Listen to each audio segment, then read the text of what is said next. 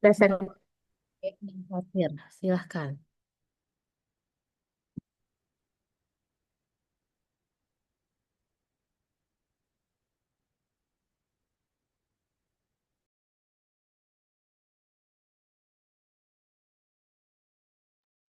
Nah, oke, Assalamualaikum warahmatullahi wabarakatuh. Selamat siang semuanya. Kami dari kelompok 4 Busan di presentasi kali ini kita bakal mempresentasikan gimana sih aspek sosial dan ekonomi yang diterapkan oleh Maya dalam mengembangkan bisnis UMKM-nya. Oke, boleh next slide akan dijelaskan oleh rekan saya. Oke, sedang.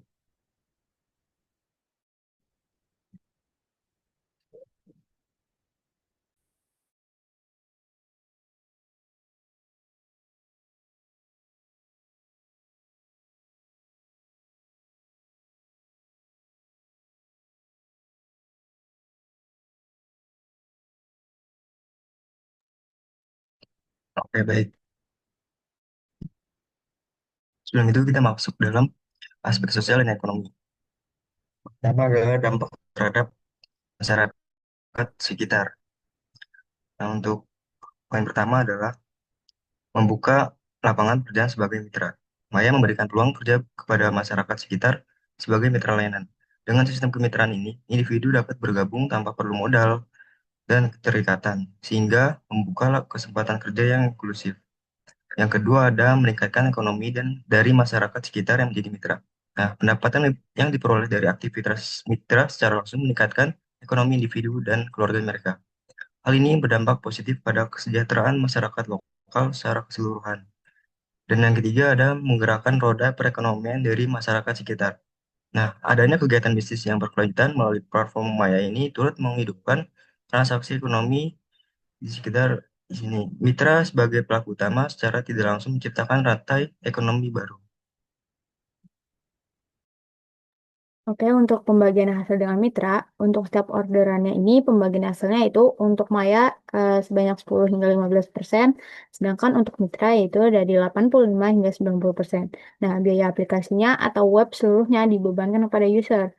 Nah, jadi contohnya misalnya ada orang yang mau pakai jasa yang les itu. Nah, biasanya kalau untuk les itu dibayarnya itu untuk mitranya kan 80.000. Nah, jadi usernya itu akan membayar sebesar 90.000. Nah, untuk 8 ribunya untuk intensif maya dan 80.000 untuk intensif dengan mitranya. Dan untuk yang 2 ribunya itu adalah untuk biaya aplikasinya. Boleh di next slide akan dijelaskan oleh rekan saya.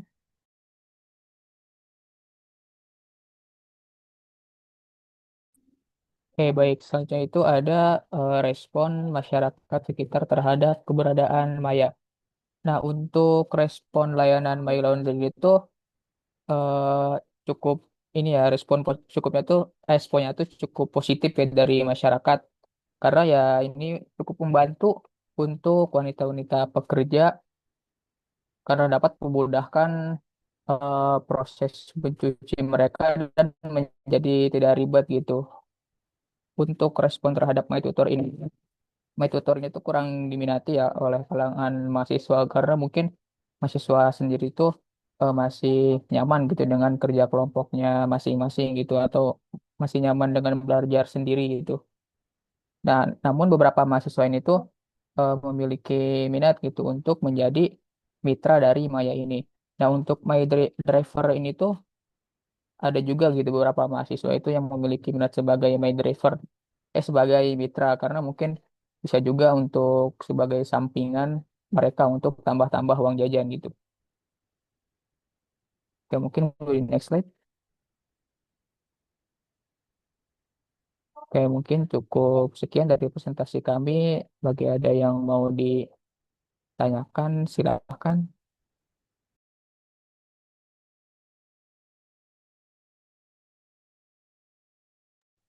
Silakan teman-teman, ada yang mau ditanyakan terhadap hasil analisis sosial ekonomi UMKM Maya.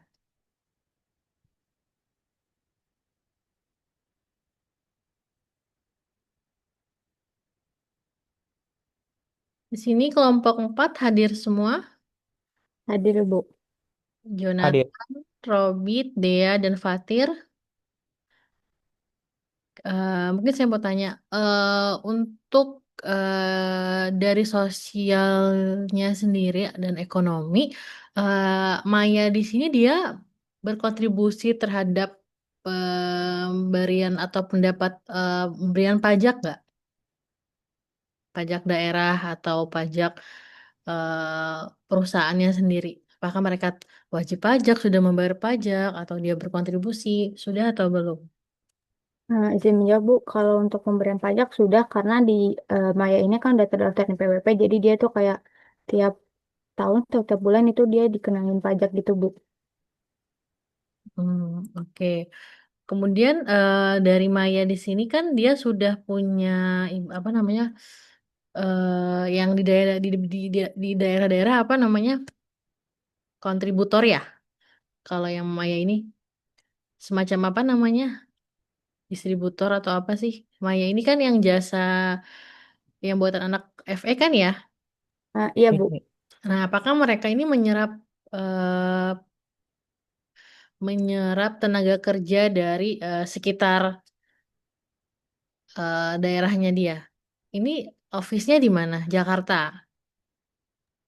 Untuk office-nya kan masih di perumahannya Kak Arkanku. Bu, itu ada di Bekasi.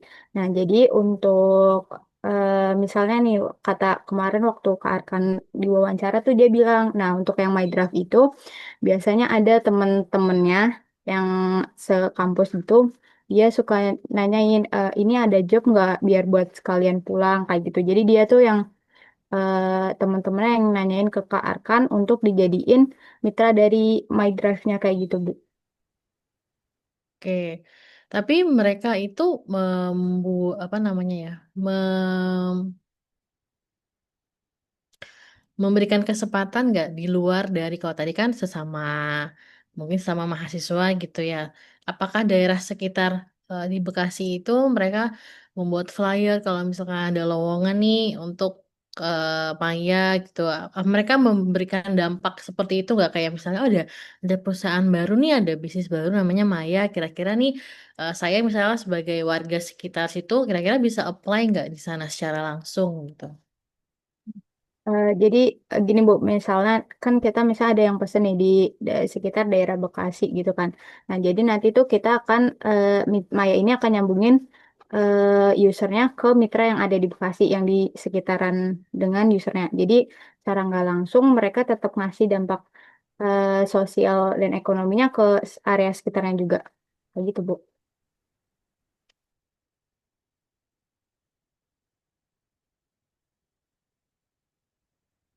Oke, baik. Ada lagi teman-teman selain Dea yang mau menyampaikan atau menambahkan? Izin menambahkan Bu, mungkin terkait pertanyaan Ibu yang tadi ya. Nah, ternyata tuh kebanyakan tuh untuk layanan My Laundry itu dari apa ya, mitranya tuh menawarkan gitu. Emang kebanyakan tuh seperti itu, kayak ibu-ibu yang mungkin gabut gitu, gak ada pekerjaan lain tuh bisa menawarkan layanan My Laundry gitu di sekitar rumahnya. Itu sih informasi yang kami dapatkan kemarin pas wawancara.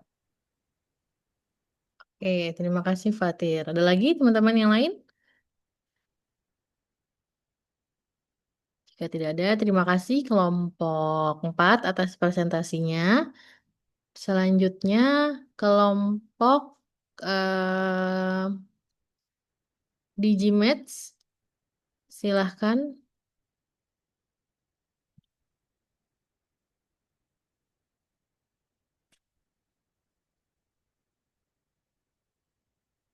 Kelompok 7. Assalamualaikum warahmatullahi wabarakatuh. Selamat siang Bu Filza dan teman-teman semua. Kami dari kelompok 7 akan memaparkan tentang aspek sosial dan ekonomi dari UMKM Ladang Lima. Next. Yang pertama ada aspek sosial yaitu pemberdayaan petani lokal. Nah, Ladang Lima ini menjalin kemitraan dengan petani singkong khususnya di wilayah Pasuruan. Nah, kemitraan ini itu memberikan kepastian pasar dan harga yang lebih stabil bagi petani. dengan tujuan untuk mendorong praktik pertanian yang lebih berkelanjutan karena ladang 5 ini fokus pada singkong organik.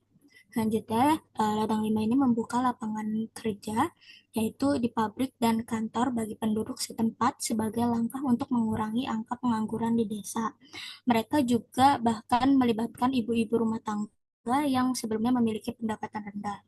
Selanjutnya, Ladang Lima ini mengedukasi gaya hidup sehat terhadap masyarakat tentang pentingnya gizi dan alternatif makanan sehat melalui produk-produk bebas gluten yang inovatif. Mereka ini memposisikan diri sebagai pelopor makanan bebas gluten di Indonesia dan juga berkontribusi pada diversifikasi pilihan pangan sehat. Next.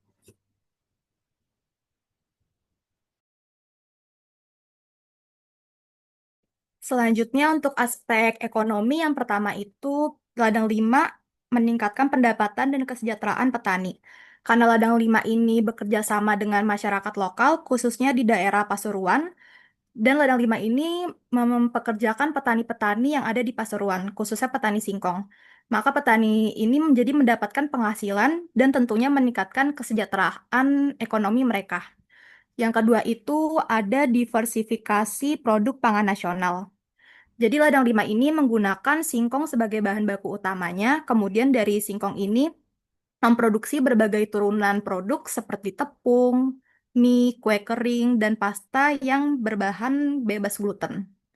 Yang ketiga itu ladang 5 berkontribusi terhadap PDB regional dan juga nasional.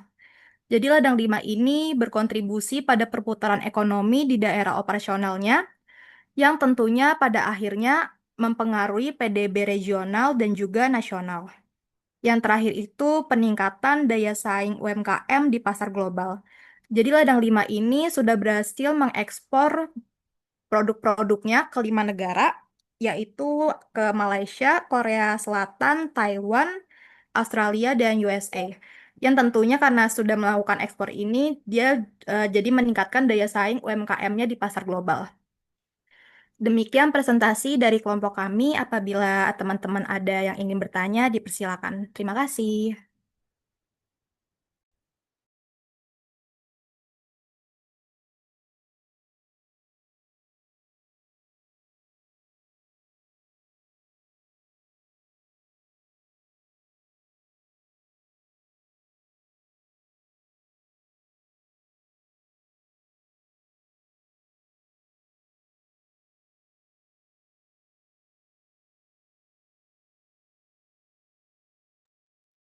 Udah ada yang mau bertanya teman-teman?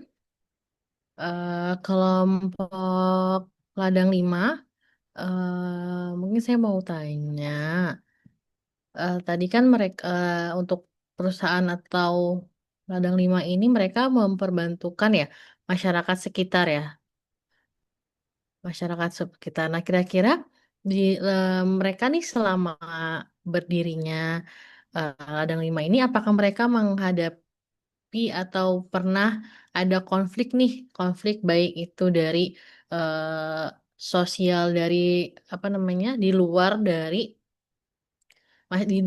apa sekitar di masyarakat masyarakat sekitar dari perusahaan ladang 5 entah misalkan perizinannya kah atau misalkan limbahnya nih limbah dari apa namanya pembuatan dari produksinya itu membuat masyarakat sekitar terganggu atau kira-kira pernah ada konflik nggak mereka?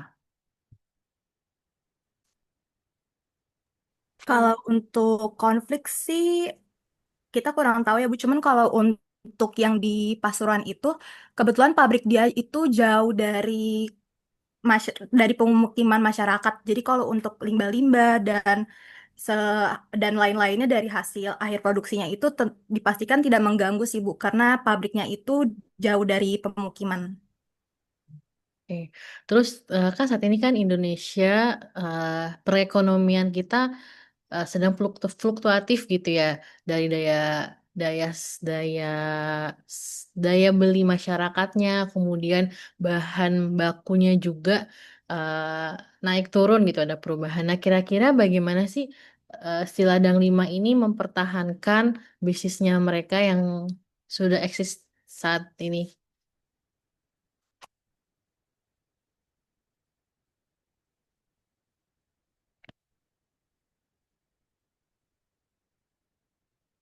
Teman-teman sempat tanya nggak ke mereka? Izin jawab, Bu. Kalau sampai situ kita belum, cuman si ladang 5 ini udah bilang sih Bu dari awal tujuan mereka awalnya buat si ladang 5 ini karena produksi singkong atau panen singkong di bagian Pasuruan dan Surabaya itu melimpah banget. Makanya kadang-kadang sampai ada singkong yang busuk gitu karena nggak diolah dengan baik. Terus akhirnya ketika si ladang 5 ini mutusin untuk bikin apa? Bikin tepung-tepung itu mulai eh, baru mulai kepake gitu Bu singkongnya. Jadi nggak begitu jadi limbah atau nggak gitu jadi mubazir. Terus juga eh, mungkin karena si ladang 5 ini juga sekarang lebih fokusnya tuh ke impor gitu sih Bu. Jadi mungkin untuk di Indonesia kan juga mungkin belum terlalu dilihat, maksudnya belum terlalu seterkenal itu ya Bu. Cuma kata mereka kalau misalnya di luar negeri, apalagi di Australia, si ladang 5 ini lumayan laku. Jadi kalau misalnya di Indonesia mungkin ekonominya lagi turun, si ladang 5 ini fokus di perdagangan luar negeri atau ekspor gitu sih Bu. Kalau untuk mereka tuh punya investor nggak sih? Atau pendanaannya dari hanya lokal saja yang punya ownernya orang lokal kan? Atau Iya Bu. mereka punya investor dari luar? Untuk investornya nggak tahu, cuman kayak kalau ownernya itu orang lokal asli Bu, dari Surabaya. Oke, dan dia punya pabriknya di Pasuruan seperti itu ya? Iya Bu. Oke, oke. Untuk kelompok 7 hadir semua. Cecilia Sheryl ada Hadir Bu. mana? Yang tadi kan yang mempresentasikan ada Mardiana sama Rania Kamilah tadi kan ya. Untuk Kayla dan Sheryl ada. Ada Bu. Tadi saya bantu jelasin di bagian aspek ekonominya Bu. Nah, mungkin ada yang mau ditambahkan. Kayla. Izin jawab juga Bu pertanyaan dari Dea di kolom komentar. Mm. Melihat bahwa ladang 5 telah berhasil mengekspor produk hingga ke luar negeri, apakah omset ladang 5 masih tergolong dalam kategori omset UMKM? Nah, di sini kita juga udah sempat tanya juga, cuma mereka nggak bisa kasih spesifik angka omsetnya, dan yang udah kita lihat juga berdasarkan undang-undang, si ladang 5 ini punya penghasilan sekitar 6 sampai 8 M per tahun, dan itu masih termasuk ke dalam golongan UMKM di tingkat menengah. Jadi masih termasuk UMKM deh. Sudah terjawab? Sudah terjawab. Terima kasih Rania. Oke, sama-sama. Ladang 5 itu apa ya? Target pasarnya itu untuk inklusif, maksudnya hanya untuk tertentu saja orang yang pengen hidup sehat atau memang semua golongan sih? Sebenarnya untuk semua golongan, Bu. Yang utama itu sebenarnya untuk orang-orang yang emang mau hidup sehat, maksudnya emang hidupnya tuh vegan atau dia emang nggak mengonsumsi gluten-gluten gitu. Cuman untuk sekarang mereka fokus juga untuk orang-orang yang mau mulai hidup sehat atau orang-orang normal yang pengen ngurangin tepung, pengen ngurangin makanan manis, MSG gitu-gitu sih, Bu. Cuma memang awal fokusnya itu buat orang-orang yang mau makan mau makan sesuatu tapi nggak mau pakai gluten-gluten gitu, Bu. Jadi kayak hidup sehat atau vegan atau vegetarian. Oke, terima kasih Rania. Teman-teman yang lain dari kelompok 7 yang mau menambahkan? Izin menambahkan juga Bu, kalau untuk target pasarnya sebenarnya awalnya Ladang 5 memproduksi itu karena kan untuk agar seperti anak-anak yang berkebutuhan khusus itu bisa memproduksi kayak cookies atau mie. Karena kan kalau anak berkebutuhan khusus itu dia nggak bisa makan tepung ya. Oleh karena itu Ladang 5 concernnya itu untuk anak-anak berkebutuhan khusus agar bisa menikmati produk-produk seperti cookies dan sebagainya sih Bu. Oke, terima kasih. Sheryl tadi ya. Iya Bu. Oke, terima kasih atas pemaparannya kelompok 7. Selanjutnya kelompok 1 saya persilahkan Hafiz Printing.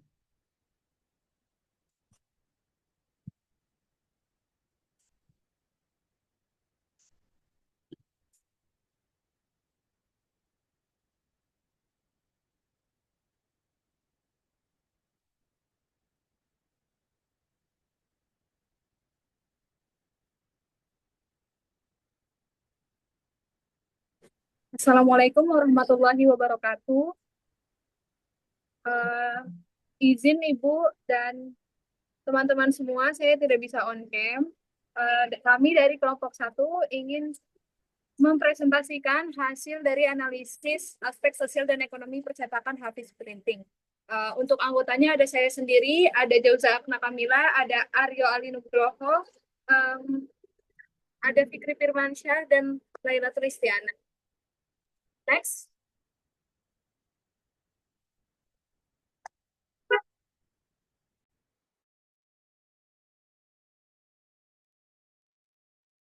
Baik, untuk kontribusi terhadap lapangan kerja sejak awal berdiri, Hafiz Printing telah berkontribusi dalam membuka lapangan kerja bagi masyarakat sekitar. Saat proses produksi masih manual, sebagian besar karyawan berasal dari lingkungan tetangga sehingga sekitar rumah produksi. Mereka bekerja sekaligus tetap dekat dengan keluarga. Saat ini jumlah karyawan berkurang, namun masih ada beberapa tetangga yang tak bekerja sama menunjukkan komitmen usaha ini dalam menyerap tenaga kerja lokal.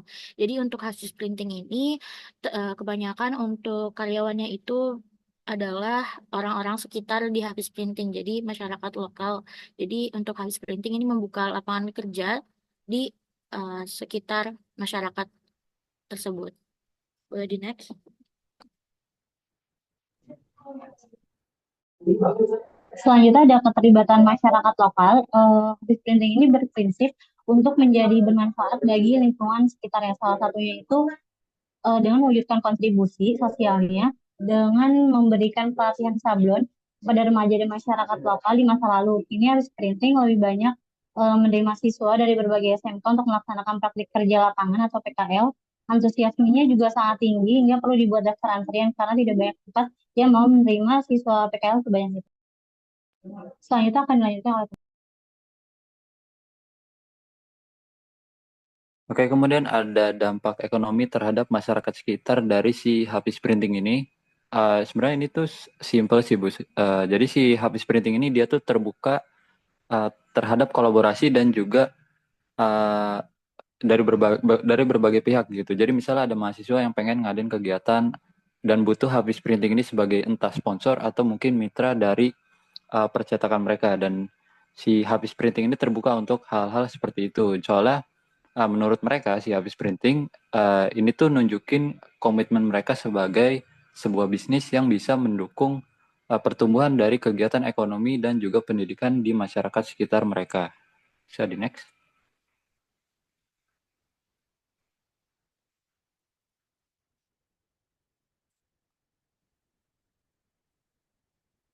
Oke, mungkin sekian dari kami. Kalau ada yang mau ditanyain dari Bu Filza atau teman-teman, boleh silahkan. Silakan teman-teman.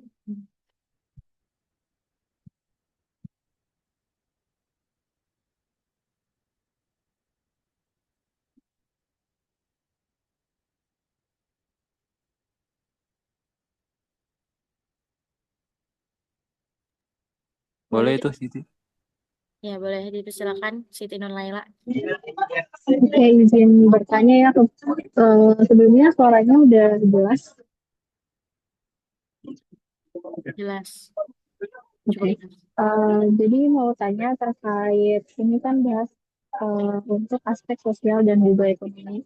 Nah, kalau misalnya Hafiz Printing ini untuk aspek sosialnya apakah pernah kayak sosial dan ekonomi atau pernah kayak jadi buat pelatihan untuk eh, tentang percetakan di warga sekitar atau mungkin jadi donatur untuk apa gitu. Izin make sure ya Ella karena sedikit noise tadi. Pertanyaannya itu apakah Hafiz Printing ada mengadakan pelatihan untuk masyarakat sekitar ataupun membuka apa tadi?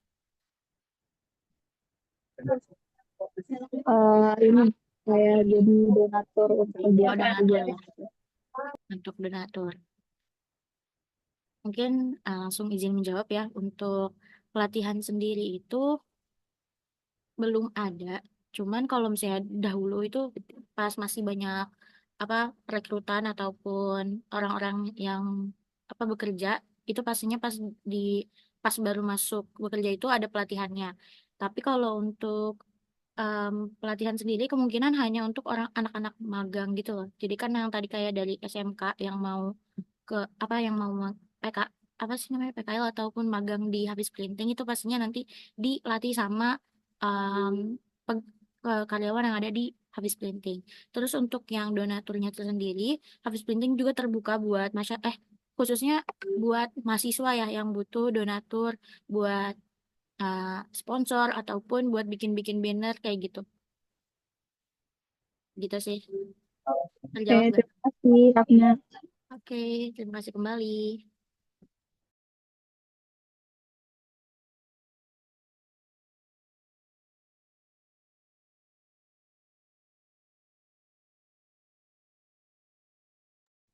Mungkin saya mau nanya, ini kan bisnis percetakan ya. Kira-kira tuh mereka pernah mengalami konflik nggak sih?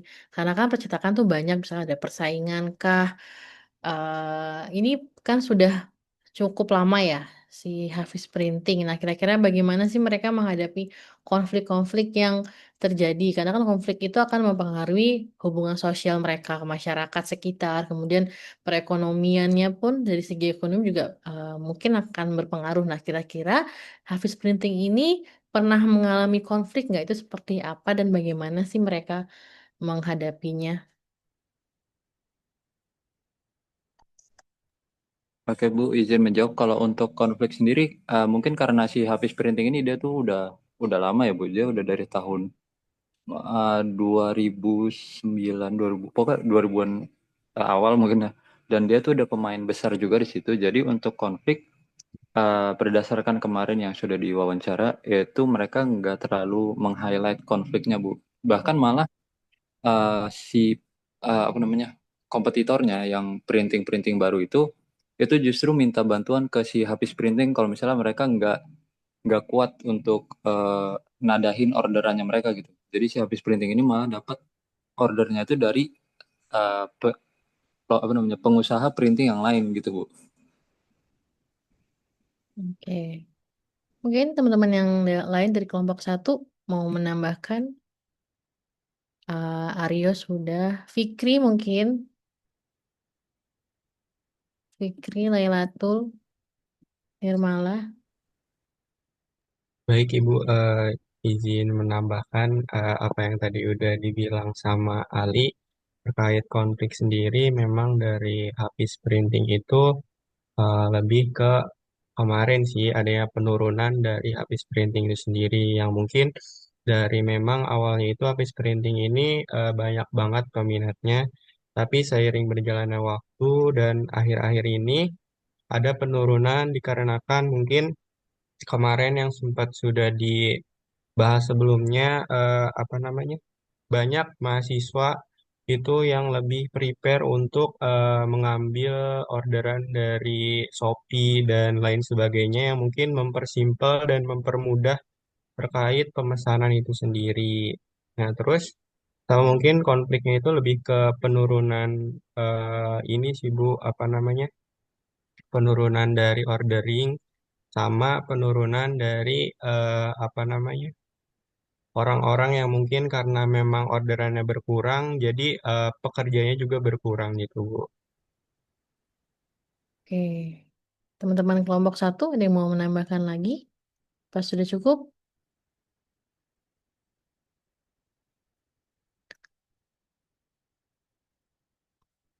Oke, baik. Terima kasih teman-teman kelompok satu. Selanjutnya kelompok Palmcraft. Silahkan.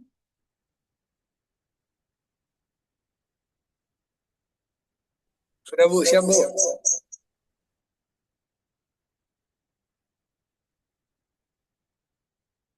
Kelompok 6.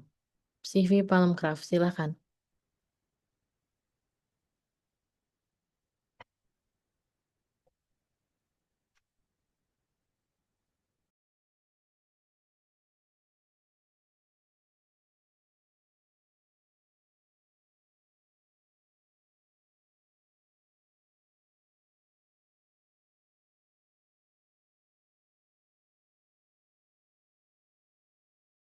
Oke, mungkin saya buka terlebih dulu. Assalamualaikum warahmatullahi wabarakatuh. Bu Filza, selamat siang dan juga teman-teman. Di sini kami dari kelompok fintech yang membahas terkait aspek sosial dan ekonomi untuk UMKM Palemkraf, yaitu UMKM yang bergerak di bidang manufaktur, khususnya di kerajinan tangan. Boleh di next.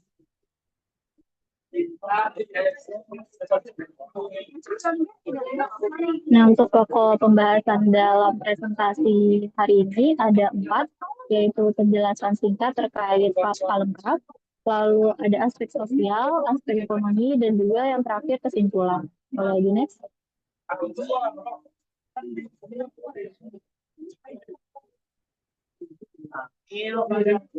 Di sini ada Palemkraf Jogja, yaitu CV Palemkraf yang merupakan usaha kerajinan home decor yang berbasis di Bantul, Yogyakarta yang sudah didirikan dari tahun 2003. Usaha ini berfokus pada produksi dan juga ekspor kerajinan berbahan alami seperti bambu, rotan, kelapa pisang, bibit mahoni, dan sumber daya alam lainnya yang dengan konsep ramah lingkungan dan juga berbasis pemberdayaan masyarakat.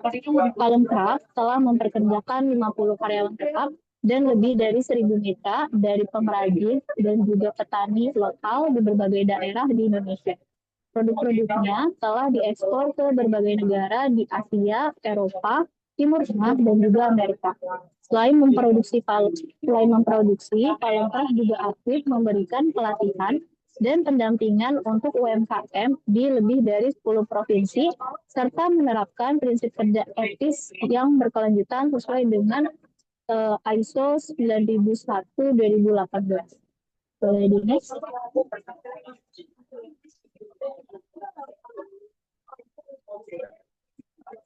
Di sini ada aspek sosial. Di sini ada pemberdayaan perempuan, di mana salah satu aspek sosial yang sudah dijalankan oleh CV Palemkraf ini ada pemberdayaan perempuan, yaitu Palemkraf menunjukkan komitmen nyata dengan mendukung pemberdayaan perempuan melalui keterlibatan aktif mereka dalam struktur tenaga kerja dan sistem produksi, di mana sekitar 60% dari total karyawan tetap yang ada di Palemkraf ini merupakan perempuan. Nah, angka ini mencerminkan keberpihakan perusahaan terhadap kesetaraan gender dalam dunia kerja. Tidak hanya di lingkungan pabrik ataupun kantor, sebagian besar perempuan juga dilibatkan melalui model home-based production, yaitu sistem kerja yang memungkinkan mereka untuk tetap produktif dari rumah. Nah, pola ini juga sangat sesuai dengan peran sosial perempuan di lingkungan domestik, terutama bagi ibu rumah tangga yang memiliki tanggung jawab ganda antara keluarga dan juga pekerjaan. Setelah kemarin kita wawancara pemilik, sebenarnya tidak ada rekrutmen khusus untuk para karyawannya itu perempuan, tetapi secara tidak sengaja dan juga secara naluriah ternyata perempuan-perempuan ini juga memiliki kualifikasi yang bagus yang diterima oleh Palemkraf sehingga 60% karyawannya itu yang ditempati oleh wanita. Boleh di next.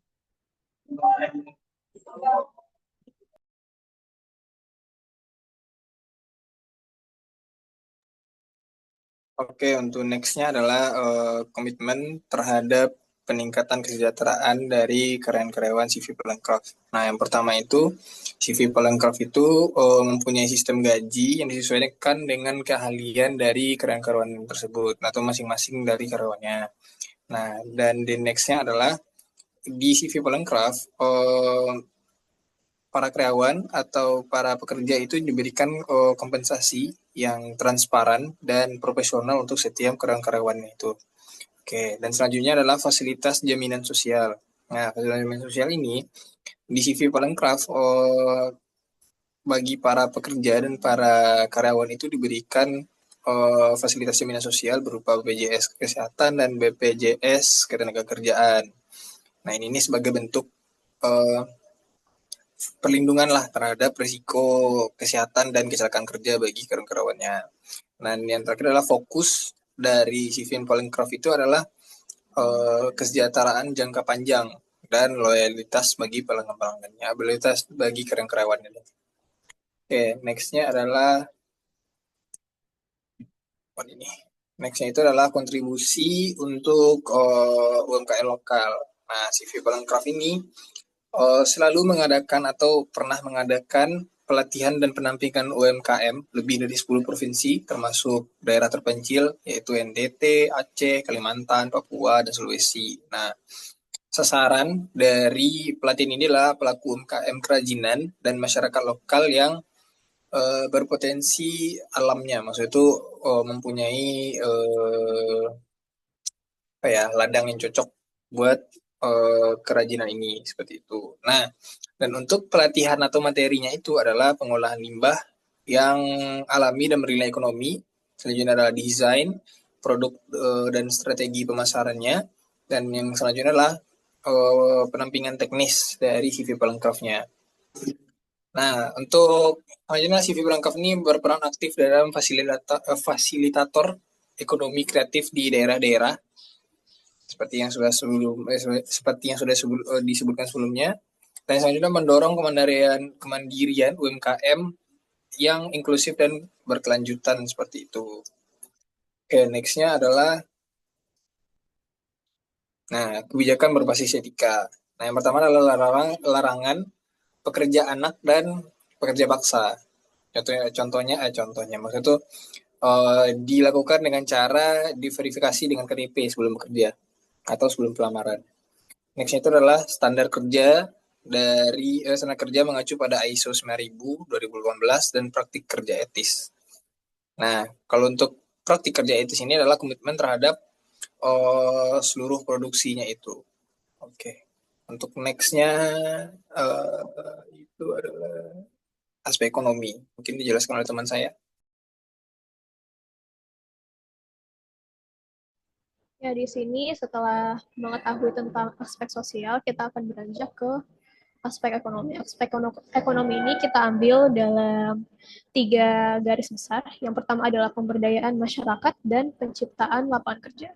Seperti yang sebelumnya sudah dijelaskan, sebelumnya ada pemberdayaan perempuan, yang kini akan digeneralisasikan lebih ke pemberdayaan masyarakat. Untuk CV Palmcraft Jogja ini memberikan perhatian besar terhadap pemberdayaan masyarakat dan penciptaan lapangan kerja sebagai bagian dari komitmen sosialnya. Nah, untuk CV Palmcraft sendiri memperkerjakan 50 karyawan tetap, yang dimana 50 karyawan ini terdiri dari 30 perempuan dan 20 laki-laki. Dari pekerjaan ini kita bisa melihat bahwa CV Palmcraft ini tenaga kerjanya didominasi oleh perempuan. Ini bukan semata-mata karena CV Palmcraft mengkhususkan demikian, tapi karena kebetulan skill yang diperlukan dalam produksi selama di CV Palmcraft ini, skillnya ini didominasi oleh perempuan. Maka menjadi natural bila perempuan menjadi mendominasi dalam bidang pekerjaan ini. Nah, untuk pekerjaan ini, lebih dari itu, perusahaan ini juga membina lebih dari 1.000 mitra pengrajin dari berbagai daerah di Indonesia, seperti Yogyakarta, Jawa Tengah, Kalimantan, Sulawesi, hingga Sumatera. Dan mereka juga terlibat secara langsung dalam proses produksi dengan sistem kemitraan berbasis komoditas.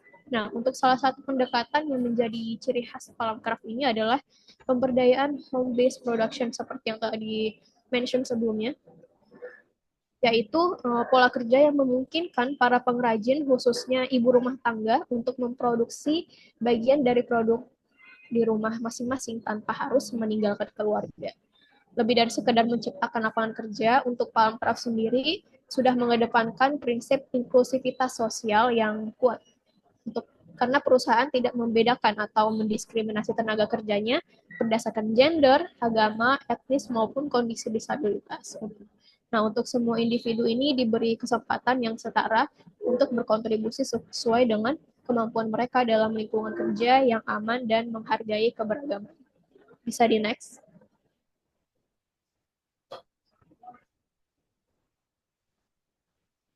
Selanjutnya adalah penguatan ekonomi lokal dan nasional.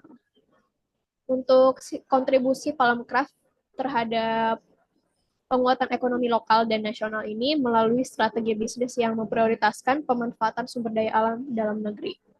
Artinya mereka juga tidak hanya menciptakan nilai dari segi produksi, tapi juga dari distribusi nilai ekonomi ke banyak pihak dalam rantai pasokannya.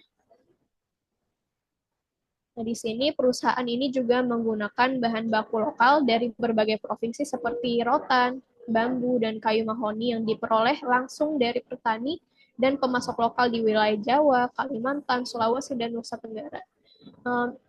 Pengambilan pasokan ini juga berkaitan dengan pemberdayaan yang seperti dimention tadi yang ada di Kalimantan, NTT, dan sebagainya di luar dari Yogyakarta sendiri. Nah, dengan demikian, Palamcraft tidak hanya meningkatkan permintaan terhadap komoditas lokal, tetapi juga menciptakan rantai pasok yang memberdayakan sektor pertanian dan perkayuan rakyat. Selain itu, Palamcraft juga berkontribusi dalam ekspor produk kerajinan ke berbagai negara di Asia, Eropa, Timur Tengah, dan Amerika yang secara langsung ikut meningkatkan devisa negara dan memperkuat posisi Indonesia dalam industri kerajinan global.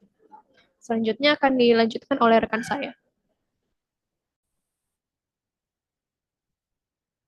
Baik, selanjutnya adalah di sini sistem kemitraan yang menguntungkan. Nah, sistem kemitraan yang ditawarkan di sini bertujuan untuk menciptakan hubungan yang saling menguntungkan antara pelaku usaha ataupun dengan para mitra seperti itu. Nah, beberapa keunggulan yang bisa atau yang mungkin bisa dijelaskan di sini ada 3. Yang pertama itu adalah mitra mendapat pelatihan, pendampingan produksi, dan bantuan permodalan.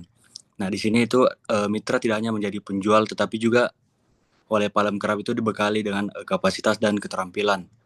Nah, tujuannya apa? Tujuannya adalah agar mampu menjaga standar kualitas dan produktivitas.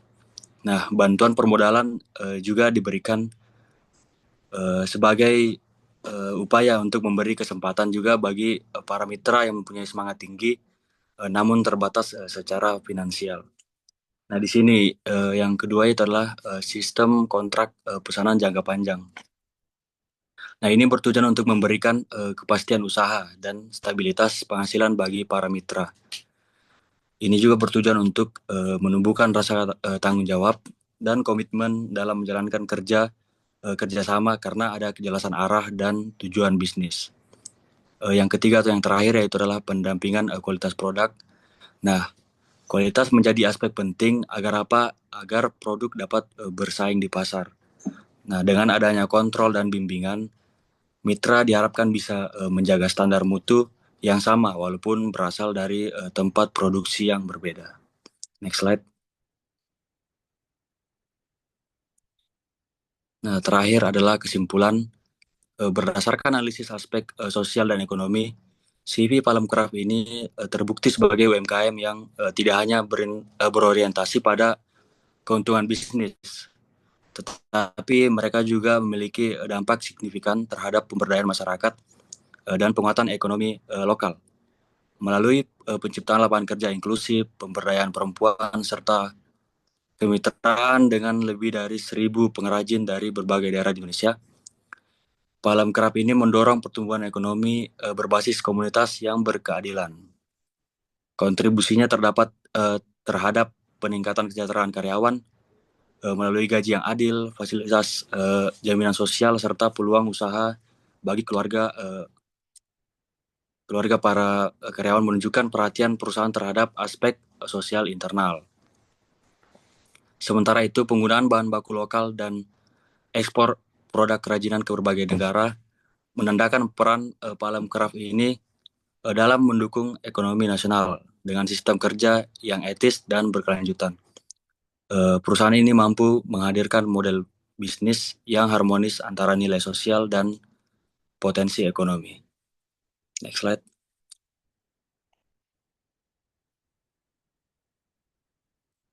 Baik, mungkin itu penjelasan kami terkait aspek ekonomi dan sosial. Mungkin ada pertanyaan dari teman-teman atau Ibu. Silakan.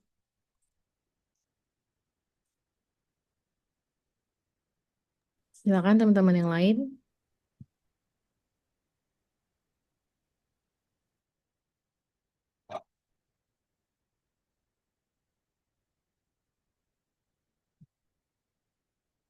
Mungkin kalau tidak ada yang nanya dari saya, apakah dari CV Palemcraft ini eh, melibatkan usaha atau komunitas lokal gitu dalam pengembangan bisnisnya?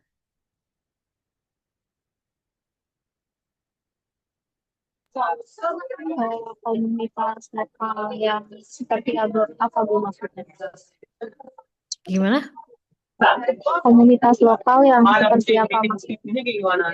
Iya, komunitas lokal misalkan dari misalnya influencer lokal kah atau komunitas-komunitas dari sekitarnya, misalkan dari segi pariwisata atau dari UMKM yang mendukung dari usahanya CV Palemcraft ini.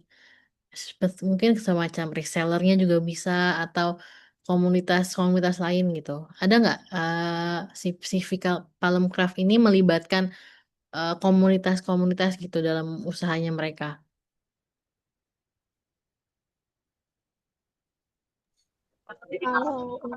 Kalau misalnya dari yang kami analisis di informasi di internet dan juga hasil dari wawancara dengan pemilik, eh, kalau misalnya untuk keterlibatan dengan komunitas lokal itu mungkin untuk di berikutnya mereka rutin untuk mengadakan workshop dan juga mereka aktif juga untuk ikut pameran-pameran serta eh, ikut kegiatan-kegiatan yang berbasis UMKM gitu Bu. Waktu itu pernah ikut kegiatan dari Kementerian UMKM dan itu juga merupakan salah satu titik awal mereka untuk ekspor. Kurang lebih seperti itu Bu. Untuk apa namanya? Dari segi pendanaan atau modalnya CV Palemcraft ini itu mereka pure dari owner atau ada investor lain atau ada program pemerintah nih yang turut andil dalam usaha CV Palemcraft ini. Dijawab Bu, untuk pendanaannya kalau dari segi dari waktu wawancara kemarin dan dari eh, riset internet itu bapaknya juga ngejawab bahwa dari segi pendanaan semuanya itu modal sendiri, modal pure dari modal sendiri. Paling kalau misalnya ada pameran-pameran itu mungkin ya dari pemerintahan ya, tapi kan kalau pemerintah yang paling-paling modalin buat tempatnya aja ya. Tapi buat dari segi produksi dan lain-lain itu dari modal sendiri. Dan jika kemarin juga ditanyain kalau misalnya pendanaan lain, Bapak ada keinginan untuk mencari investor, eh, dari pihak Bapaknya atau dari CV Palankrafnya bilang belum belum tertarik untuk menjadi investor seperti itu. Seperti itu kali Bu. Hmm. Terus kira-kira kalau misalkan bisnis Palemcraft ini itu bu- apa namanya memiliki dampak nggak sih? Bukan dampak semacam eh apa ya? Mengalami pengaruh nggak sih kalau misalkan dari harga-harga bahan baku naik atau dari teknologi yang sudah berkembang nih nanti mereka cepet mau beradaptasi gitu. Nah, kira-kira tuh mereka berpengaruh besar nggak sih? Izin jawab, Bu. Dari wawancara kami sih kemarin kita udah bahas tentang penggunaan teknologi ya. Tapi mereka tetap fokusnya di um, kerajinan tangan aja. Untuk teknologi ini cuma sebagai pendorong aja. Jadi uh, apa ya? Keterlibatan teknologi itu tidak terlalu besar di CV Palamcraft Jogja ini. Oke, ada lagi yang mau ditambahkan kelompok 6? Izin nambahin Bu, Ya. kalau dari segi apa ya Segi yang penghambat dan lain-lain itu sepertinya bukan dari teknologi, Bu. Soalnya kan mereka pure dari handmade ya. Jadi mereka memang memfokuskan untuk handmade dan originalitas mereka. Dan untuk penghalang mereka itu karena mereka ekspor ya paling regulasi, of course regulasi. Dan kedua adalah ya paling faktor-faktor eksternal kayak perang Gaza dan perang Palestina kemarin dan Israel itu berpengaruh kepada mereka. Dan selanjutnya adalah perang antara Rusia dan Ukraina itu juga berpengaruh pada mereka. Nah, dan tapi dari segi-segi yang lain, mungkin COVID-19 juga sangat-sangat berpengaruh ya bagi mereka. Tapi dari segi-segi yang lain itu tidak ada sih, Bu. Soalnya mereka memang pure originalitas dan handmade mereka itu memang difokuskan ke sana. Jadi untuk teknologi ya tidak terlalu lah untuk tidak terlalu berpengaruh untuk kelemahan mereka. Seperti itu, Bu. Oke, terima kasih teman-teman kelompok 6 ya atas pemaparan dari hasil observasinya bidang manufaktur. Selanjutnya, saya persilakan kelompok 5, Gako. Silahkan, kelompok 5. Iya, Bu. Sebentar, Bu.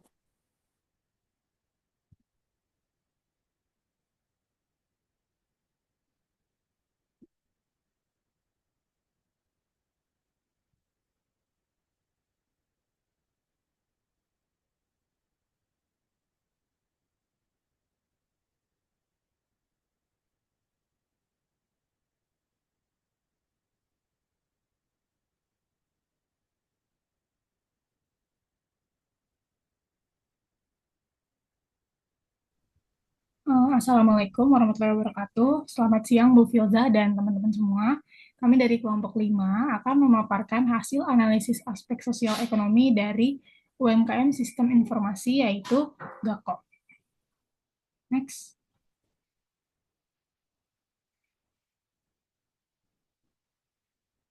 Pertama kita mulai dari dampak sosialnya dulu. Yang pertama, GAKO ini berkontribusi dalam penyerapan tenaga kerja mahasiswa, yang dimana GAKO ini memberikan kesempatan kerja untuk mahasiswa, terutama dalam lingkup kampus. Nah, dengan adanya GAKO ini, mahasiswa gak hanya mendapatkan penghasilan tambahan, tapi juga dapat pengalaman kerja yang meningkatkan soft dan hard skill. Yang kedua ada pemberdayaan komunitas kampus.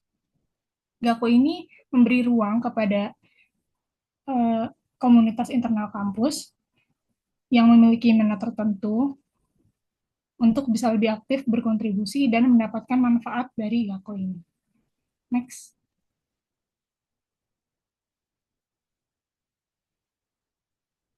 Nah, GAKO memiliki keterbatasan sosial, yaitu yang pertama, belum menyasar masyarakat sekitar kampus secara luas. Sayangnya, dampak sosial dari program ini tuh dari GAKO ini tuh masih terbatas pada lingkungan internal kampus saja. Masyarakat umum di sekitar kampus belum banyak dilibatkan atau merasakan manfaat secara langsung. Yang kedua ada fokus perekrutan masih pada mahasiswa internal UNJ. Lalu yang ketiga, namun sudah mulai terbuka pada peluang dari luar kampus dalam kasus tertentu. Nah, ini menjadi harapan untuk ke depan agar program bisa lebih terbuka dan menjangkau lebih banyak pihak yang relevan, baik dari pihak lain ataupun komunitas masyarakat sekitar. Selanjutnya bisa dilanjutkan oleh Syifa. Selanjutnya ada tentang dampak ekonomi. Yang pertama ini manfaat ekonomi bagi tutor. Jadi para tutor setelah melakukan pembelajaran, para tutor ini dibayar oleh orang tua siswa atau klien dari GAKO tersebut. Yang kedua, ada layanan belajar murah dan terjangkau. Nah, di GAKO ini menyediakan jasa tutor dengan harga yang lebih rendah karena tutornya itu merupakan para mahasiswa. Dan juga dia lebih murah dibanding seperti kayak ruang.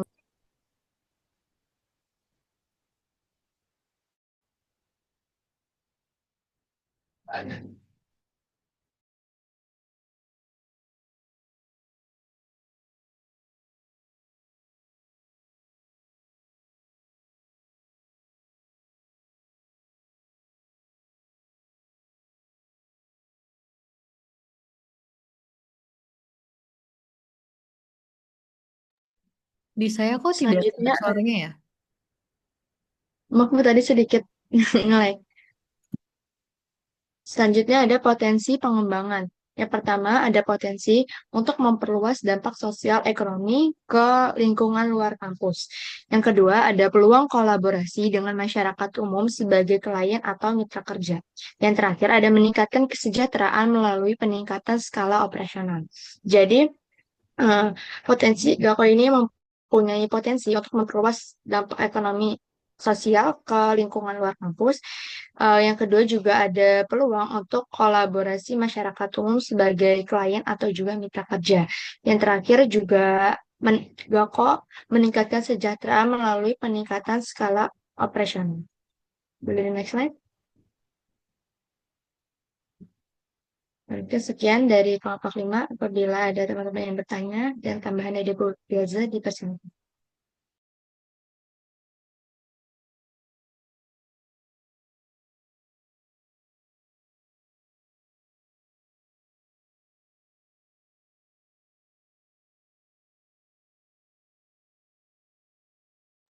Silakan teman-teman yang lain.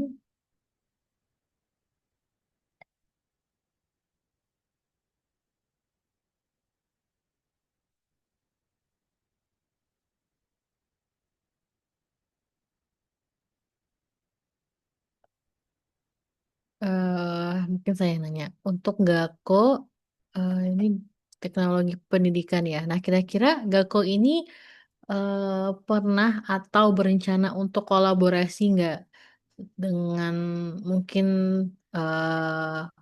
organisasi pemerintahan mungkin atau komunitas-komunitas tutor atau organisasi sosial lain gitu untuk misalkan mengembangkan dari mengembangkan tutornya sendiri atau mengembangkan capaian dari targetnya. Nah, itu kan mungkin dengan cara berkolaborasi ya. Nah, kira-kira Gako ini pernah atau berencana untuk melakukan kolaborasi semacam itu nggak?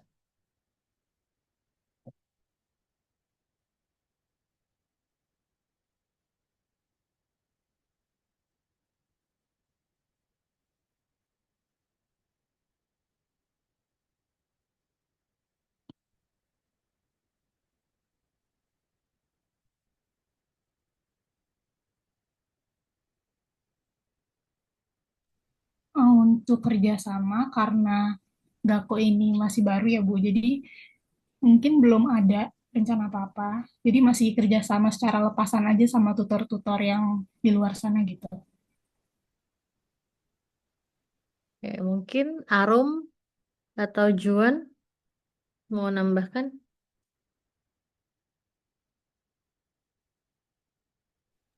Iya, Bu. Saya udah Eh, cukup sih, Bu. silakan, Juan. Enggak, udah. Akan aja.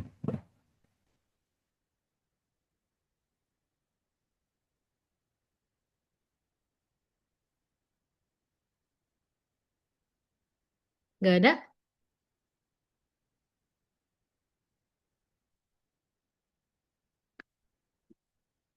Iya, Bu. Kalau dari yang wawancara itu, Gako belum pernah ada kerjasama sama apa komunitas di selain yang dari UNJ-nya itu.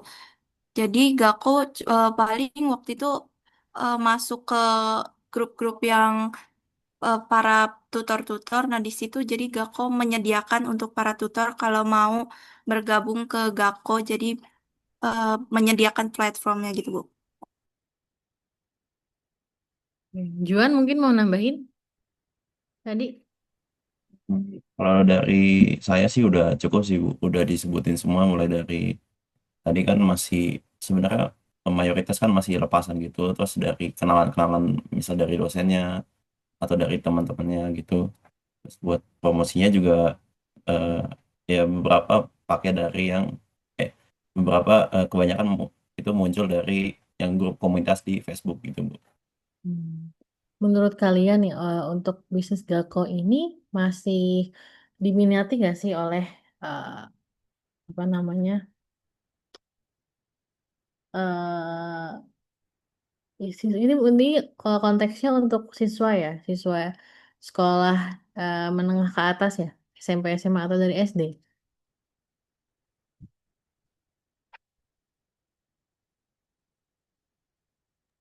Untuk Gako sendiri sih sebenarnya dia tuh lebih ke tutor bebas gitu, Bu.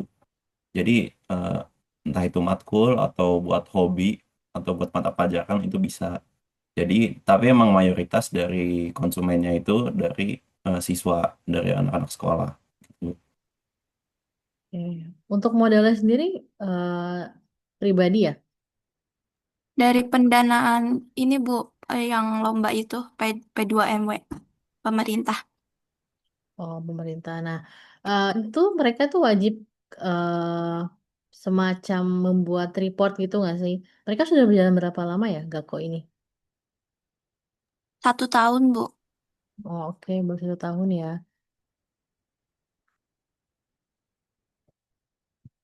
Kalau untuk laporannya pas awal itu harus ada laporan terkait biaya-biaya yang dipakai gitu ke pemerintah kayak untuk beli domain, beli perlengkapan untuk keperluan Gako sendiri itu, Bu. Jadi sudah ada laporan. Oke, baik. Ada lagi yang mau disampaikan kelompok 5? Sudah cukup? Oke, kalau tidak ada lagi yang mau disampaikan, terima kasih kelompok 5. Selanjutnya kelompok 3, saya persilakan Kretman Adventure. Kelompok 3, Najwa izin, berarti ada Muhammad Fatur Rahman, Muhammad Syahid, dan Romanus Mando. Silakan tiga-tiganya on cam biar saya tahu yang berbicara siapa. Silakan.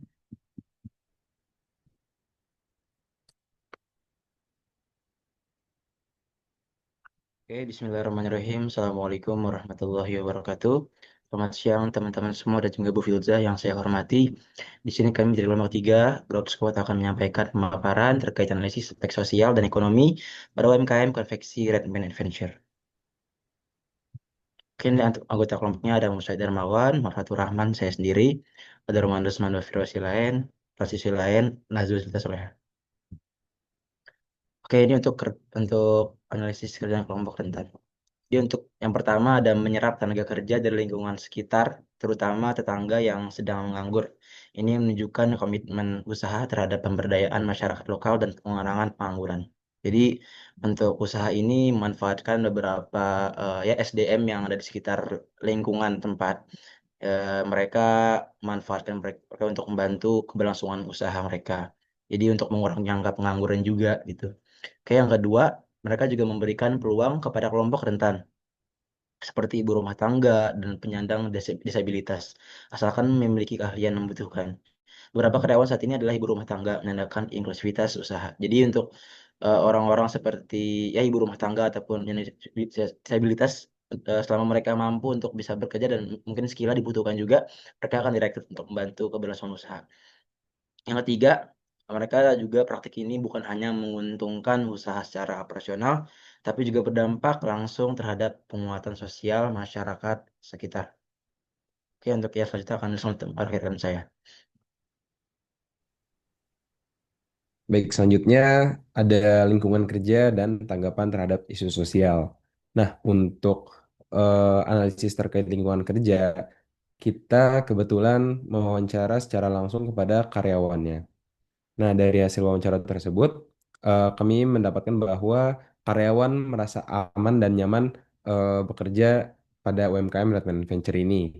Dan hal ini juga didukung oleh eh, keberadaan karyawan senior yang telah bekerja selama lebih dari 20 tahun yang sudah bekerja dari awal berdirinya UMKM Redman Venture ini.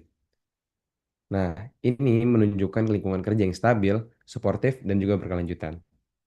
Selanjutnya, usaha ini tidak pernah menerima keluhan serius terkait isu sosial seperti upah rendah atau kerja lembur. Indikasi ini mencerminkan adanya relasi kerja yang sehat antara pemilik usaha dan karyawan. Kepedulian terhadap kesejahteraan internal menjadi salah satu bentuk kontribusi sosial yang sering terabaikan namun sangat penting. Boleh di next?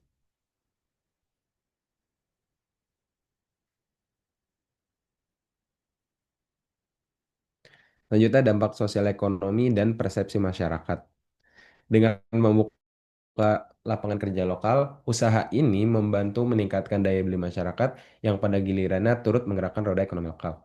Dampak sosial positif terlihat dari persepsi masyarakat sekitar yang cenderung baik terhadap keberadaan UMKM ini yang didukung oleh tidak ada komplain berarti dari warga dan hubungan sosial tetap harmonis.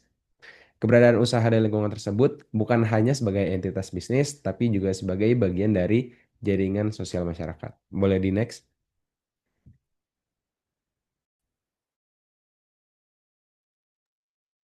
Selanjutnya akan dijelaskan oleh teman saya. Baik, selanjutnya itu ada kemitraan, CSR, dan juga potensi ke depan. Nah, saat ini itu usaha belum memiliki kerjasama formal dengan UMKM lain atau komunitas lain, komunitas lokal lain, dan belum menjalankan program CSR seperti pelatihan atau donasi. Namun, penyerapan tenaga kerja lokal sendiri sudah menjadi bentuk kontribusi sosial yang nyata.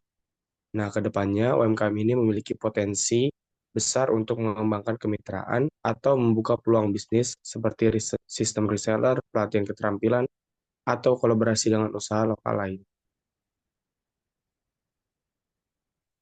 Sekian presentasi dari kelompok kami. Mohon maaf bila ada salah kata dan dipersilakan untuk bertanya. Terima kasih.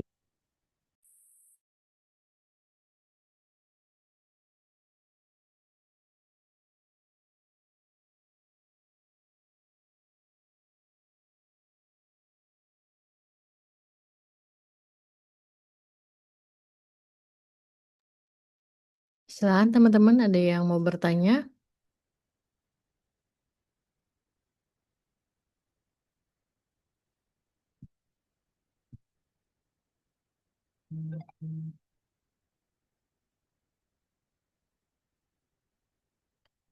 Oke, kalau tidak ada, mungkin terima kasih ya teman-teman kelompok 3 atas presentasinya. Mungkin bisa saya lanjut ke kelompok 2 untuk Zafirakar, silahkan.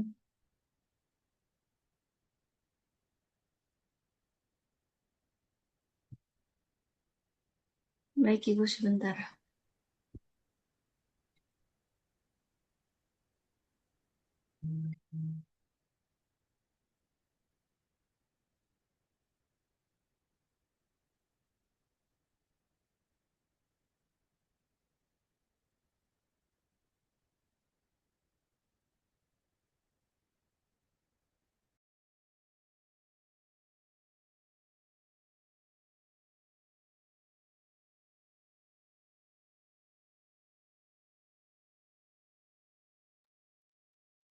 Oke, Assalamualaikum Bu Filza dan teman-teman semuanya.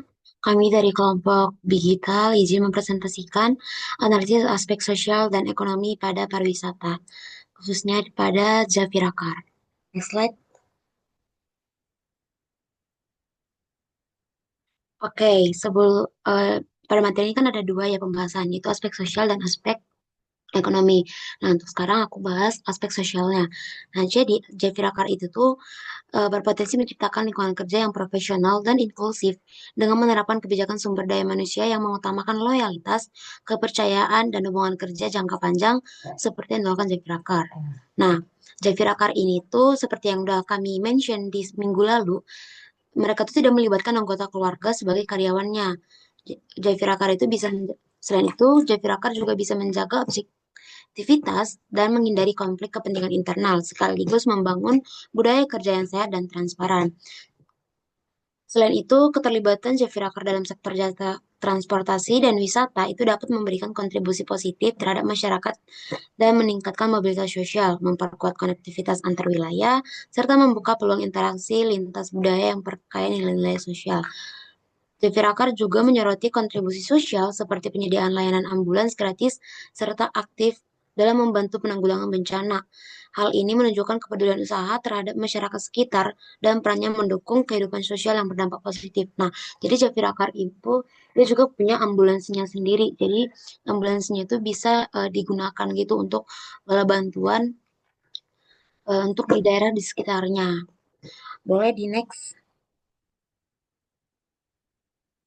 Oke, untuk yang pertama itu ada membangun lingkungan kerja yang profesional dan beretika. Nah, Akar itu menunjukkan komitmen terhadap profesionalisme dengan tidak melibatkan anggota keluarga sebagai karyawan. Langkah ini tuh penting menjaga objektivitas, mencegah konflik kepentingan, dan menciptakan budaya kerja yang adil. Jadi dengan tidak adanya eh, keluarga jadi karyawan Akar itu memperkecil kemungkinan akan adanya konflik yang terjadi dalamnya antara internal dan pihak eksternalnya. Nah, yang berikutnya itu ada pendekatan itu memperkuat kepercayaan antara pegawai, meminimalkan potensi perselisihan internal, dan menumbuhkan rasa tanggung jawab yang merata di seluruh struktur organisasi. Boleh di next. Oke, yang kedua itu ada penguatan loyalitas dan hubungan sosial internal. Nah, fokus utama Akar itu pada loyalitas pengemudi, menunjukkan kesadaran bahwa SDM merupakan ujung tombak dalam bisnis jasa transportasi dan pariwisata. Jadi loyalitas dari pengemudi itu tuh sangat dibutuhkan sama Akar, apalagi Akar ini kan transportasi gitu untuk pariwisata. Jadi kita butuh pengemudi-pengemudi yang loyal sama kita. Nah, strategi seperti ini tuh memberikan kepercayaan, insentif loyalitas, serta hubungan kerja jangka panjang menimbulkan ikatan sosial yang erat antara pemilik usaha dan juga karyawannya, yang dimana ini akan berdampak pada stabilitas internal dan kualitas layanan. Boleh di next? Next, dilanjutkan oleh teman saya. Baik Ibu, sebelumnya mohon maaf izin off cam karena saya sambil presentasi takut terganggu jaringannya. Untuk selanjutnya dari aspek sosial yaitu kontribusinya Akar terhadap komunitas dan lingkungan sosial. Nah, Akar ini kan dia bergerak pada jasa perjalanan ya. Jadi, untuk apa sih kontribusinya dia itu mendorong mobilitas masyarakat, mendukung sektor pariwisata serta membuka akses ke berbagai wilayah dan budaya. Karena Akar ini sebenarnya basicnya dari pariwisata, jadi dia banyak melakukan kerjasama dengan uh, tempat-tempat yang bisa dikunjungi di daerah Bandung sana. Jadi itu bisa ngebuka akses sebagai sektor pariwisata. Lalu yang kedua, Akar ini dia menyerap tenaga lokal dan juga dia langsung berinteraksinya sama community yang memang basicnya mungkin dari pengemudi atau orang-orang yang suka jalan. Nah, Akar ini menjadi bagian dari pembangunan sosial yang luas seperti pelestarian budaya lokal dan promosi destinasi wisata yang terpencil. Ini berhubungan dengan poin pertama tadi, di mana Akar banyak melakukan kerjasama dengan wilayah-wilayah pariwisata atau destinasi wisata. Lalu selanjutnya, tanggungan sosial dalam menghadapi krisis. Jadi dalam krisis-krisis kemarin, Akar tetap bisa survive, walaupun tetap ada keterbatasan. Yang pertama, waktu di COVID-19, Akar ini tetap bangkit pariwisatanya, tapi dengan strategi komunikasi langsung dengan pelanggan via WhatsApp dan pengelolaan keuangan yang lebih disiplin. Jadi kayaknya seingat saya mereka melakukan pengefisiensi keuangan di saat lagi COVID-19 kemarin. Lalu di saat pandemi, Akar juga ngebantu apa sih namanya penanganan dengan menyediakan layanan ambulan gratis di dalam masyarakat. Jadi dia ikut ngebantu dalam penanggulangan COVID-19 di masyarakat. Terus dalam hal ini Akar mencerminkan bahwa mereka ini sebuah perusahaan yang dibentuk dengan membangun kepercayaan publik dan juga menjaga hubungan dengan masyarakat sekitar dengan baik. Tuh. Nah, lalu yang kelima, penguatan citra sosial dan budaya layanan. Dengan menjaga standar layanan yang tinggi dan beralih dari promosi harga murah ke pendekatan kualitas, Zafira Kar membangun citra sosial yang positif sebagai penyedia jasa yang dapat diandalkan. Jadi setelah kita wawancara dengan pemiliknya, mereka mengatakan mereka itu punya strategi baru. Bukan strategi baru, maksudnya ada perpindahan strategi. Oh, mereka hanya benar-benar fokus ke harga yang murah. Package-package yang mereka kasih itu pokoknya biar bisa bersaing sama orang lain. Mereka ngasih harga yang murah. Tapi setelah diperlihatkan lagi, ada beberapa komplainan dari para konsumen melalui saat itu, kalau dari yang kami pribadi cek, itu ada di salah satu aplikasi travel, walaupun mereka tidak menggunakan aplikasi travel. Akhirnya dari adanya perubahan strategi ini, mereka berpikir kayak, oh lebih baik untuk mengubah strategi dari yang tadinya cuma cukup untuk murah doang, kita naikin aja kualitasnya. Dari segi pelayanan, dari segi wisata yang mereka ajak untuk didatangi, lalu dari segi gimana caranya mereka menanggapi pelanggan dan gimana caranya mereka menjaga loyalitas pelanggan. Nah, dari masuk poin kedua, upaya ini menciptakan pengalaman pelanggan yang bermakna dan memperkuat loyalitas melalui rekomendasi mulut ke mulut atau suatu bentuk promosi sosial yang sangat efektif di sektor jasa. Jadi intinya untuk Zafira kali ini masih tadi menggunakan mulut ke mulut. Kenapa? Karena mereka menjaga kualitasnya mereka dan berpegang teguh pada loyalitas pelanggan. Oke, selanjutnya akan dijelaskan oleh rekan saya. Baik, untuk selanjutnya itu ada aspek ekonomi. Jadi aspek ekonomi Zafira akhir ini menunjukkan bahwasanya ketahanan ekonomi melalui pengelolaan keuangan yang tadi disebutin di aspek sosial juga itu sudah disiplin, kemudian sistem operasional yang efisien dan strategi diferensiasi berbasis kualitas layanan serta brand awareness. Dengan menciptakan lapangan kerja dan mendorong sektor pariwisata lokal, Zaferker juga turut memperkuat perekonomian daerah. Jadi Zaferker juga bisa beradaptasi terhadap perubahan, termasuk transformasi digital dalam pemasaran, yang mana bisa menjadi kunci keberlanjutan usaha di tengah tantangan pasar dan krisis seperti krisis COVID-19 kemarin. Nah, kemudian dalam jangka panjangnya, JPR kali ini tidak hanya memperkuat ketahanan usaha terhadap krisis ekonomi, akan tetapi juga menciptakan peluang pertumbuhan yang berkelanjutan.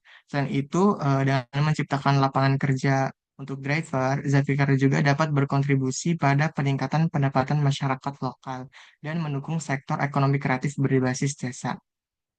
Nah, pendekatan ini berorientasi pada kualitas layanan dan penguatan merek yang mana akan memperkuat posisi Zapirakar ini dalam persaingan bisnis di pasar persaingan serta menciptakan nilai tambah yang berkesinambungan baik yang berkesinambungan atau yang berhubungan baik secara sosial maupun ekonomi. Boleh di next slide.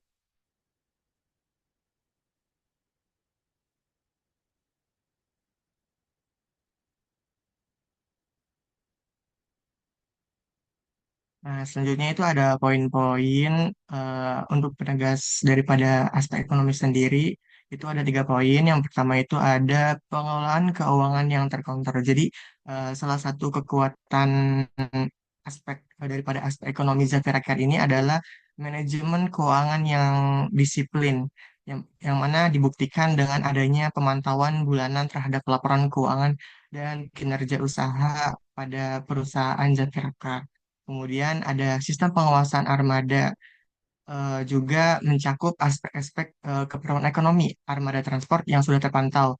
Kayak contohnya itu kemarin NPWP, terus surat kepemilikan. Nah, itu sudah terpantau atau sudah aman buat UMKM Javier sendiri. Boleh di next slide. Oke, selanjutnya akan dilanjutkan oleh rekan saya. Baik, sebelumnya mohon maaf untuk Bu Filza, saya izin off cam karena device-nya sedang berkendala. Untuk selanjutnya di sini ada kontribusi Zafira Kar terhadap perekonomian lokal. Nah, di sini Zafira Kar tidak hanya menciptakan lapangan pekerjaan, tapi juga menggerakkan rantai ekonomi pariwisata yang lebih luas seperti akomodasi, kuliner, dan pusat oleh-oleh, terutama jika terintegrasi dalam layanan wisata. Khususnya di sini karena eh, lokasi Zafira Car itu sendiri di Bandung ya, jadi di sini menggerakkan rantai ekonomi lokal dari kota Bandung dan sekitarnya itu. Lalu selanjutnya di sini kontribusi ini memperkuat ekonomi lokal serta memperluas jaringan usaha yang saling menguntungkan. Dan selain itu juga Zafira Car memberdayakan masyarakat lokal di sekitar tempat usaha mereka gitu ya untuk dijadikan staff seperti driver gitu. Jadi menguatkan ekonomi atau menjalankan ekonomi di daerah tempat usaha mereka juga gitu. Boleh di next. Lalu selanjutnya di sini ada strategi diferensiasi dan ketahanan jangka panjang. Jadi dengan menjadikan kualitas layanan dan brand awareness sebagai strategi utama, bukan sekedar untuk bersaing harga dengan pesaingnya gitu ya. Zafira Car mengamankan posisi pasarnya secara lebih berkelanjutan. Lalu strategi kualitas layanan dan brand awareness ini juga tidak hanya meningkatkan pendapatan per transaksi, tapi juga memperkuat loyalitas pelanggan dan memperkecil resiko perang harga atau persaingan dengan kompetitor. Oke, boleh di next. Baik, mungkin eh, sekian presentasi dari kelompok 2. Mungkin dari Bu Filza atau teman-teman yang ingin bertanya atau berdiskusi, kami persilahkan.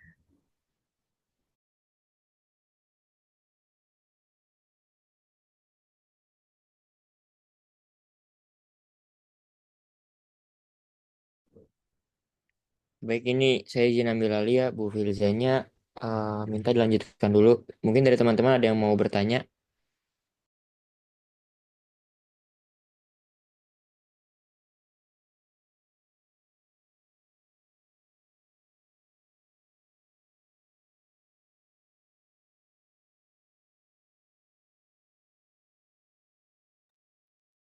Oke, baik. Karena tidak ada, mungkin dari kelompok ini ada yang ingin ditambahkan. Nggak ada fair, aman fair. Cukup fair.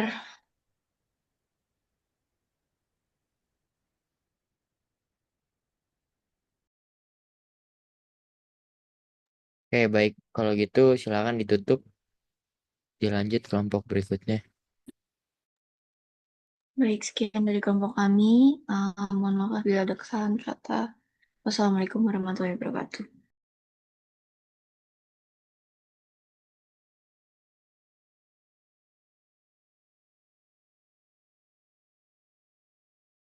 Oke, kalau gitu dilanjut kelompok 8. Oh ya, kelompok saya ya.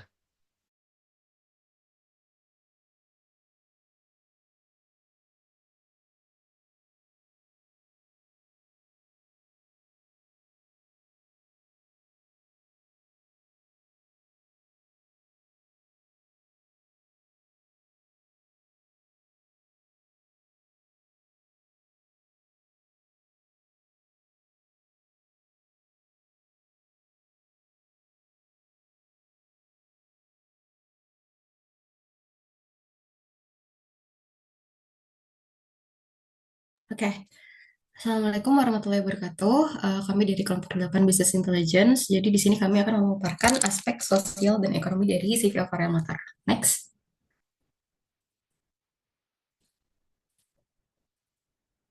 Oke, next. Yang pertama itu tentang pemberdayaan SDM lokalnya. Jadi untuk sebagian karyawan dari CV Viral Motor ini, dia itu berasal dari masyarakat yang tinggal di daerah sekitar showroom. Untuk perekrutannya itu dia melalui jaringan-jaringan kenalan dari si owner, terus teman mungkin teman-teman waktu sekolah atau rekomendasi dari karyawan yang udah bekerja terlebih dahulu. Nah, selain itu juga mereka ada beberapa tim admin yang berasal dari kota-kota besar. Nah, jadi hal ini menunjukkan bahwa perusahaan itu lebih mengedepankan kepercayaan dan kedekatan sosial dalam proses seleksi karyawan. Nah, selain itu, dengan memperkerjakan warga sekitarnya, perusahaan secara tidak langsung berkontribusi terhadap pemberdayaan ekonomi lokal serta menciptakan lapangan pekerjaan bagi komunitas di sekitarnya. Jadi dengan karyawan yang berasal dari lingkungan sekitar, itu biasanya lebih mengenal karakteristik konsumen lokalnya sehingga dapat berkontribusi secara lebih efektif terhadap pelayanan dan komunikasi dengan pelanggan. Next. Oke, next. Ini ada peran CV Royal Motor dalam mendukung mobilitas masyarakat. Nah, awalnya kan bisnis ini hanya menjual motor-motor standar, namun seiring berkembangnya zaman dan tren dan kebutuhan masyarakat, CV Royal Motor berinovasi dengan menyediakan motor-motor yang udah dimodifikasi. Bahkan hampir 80% motor-motornya udah hasil modifikasi. Nah, dengan menyediakan motor yang sesuai gaya dan kebutuhan, CV Royal Motor secara langsung memudahkan masyarakat dalam mengakses kendaraan yang fungsional untuk berbagai aktivitas, seperti berangkat kerja, sekolah, dan kebutuhan sehari-hari. Hal ini menjadikan mereka bukan sekedar penjual motor, melainkan juga penyedia solusi mobilitas dan sesuai dengan gaya masyarakat lokal. Oke, next.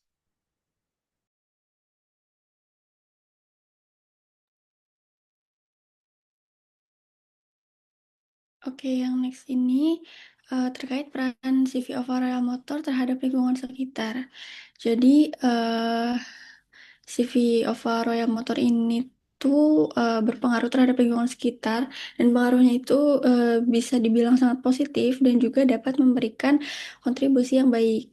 Karena sebagai salah satu usaha yang berlokasi di desa, CV Royal Motor ini tuh menjunjung tinggi nilai-nilai kearifan lokal, terutama pada budaya silaturahmi dan gotong royong antar warga. Nah, hubungan sosial mereka juga erat dengan masyarakat, terlihat dari gimana perusahaan atau usaha tersebut tuh menjaga komunikasi yang baik, serta menjaga keterbukaan terhadap saran dan juga masukan dari warga sekitar. Dan selain itu, CV Overall Motor juga aktif dalam kegiatan sosial kayak mendukung acara kemasyarakatan atau juga membantu warga sekitar ketika memang membutuhkan atau ada kebutuhan mendesak.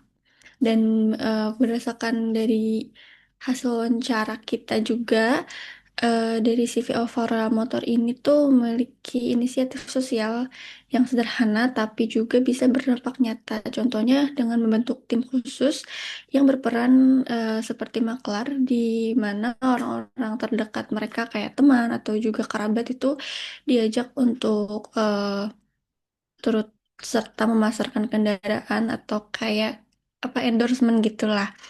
Dan juga nanti itu dari mereka dapat fee, dikasih fee dari pihak Overall Motor sekitar 200 sampai 500 ribu per unit barang yang berhasil mereka jual dari eh, promosi mereka. Terus juga strategi ini tuh nggak cuma memperluas jangkauan pemasaran, tapi juga bisa membuka peluang penghasilan tambahan bagi masyarakat di sekitar tempat CV Overall Motor. Well, next.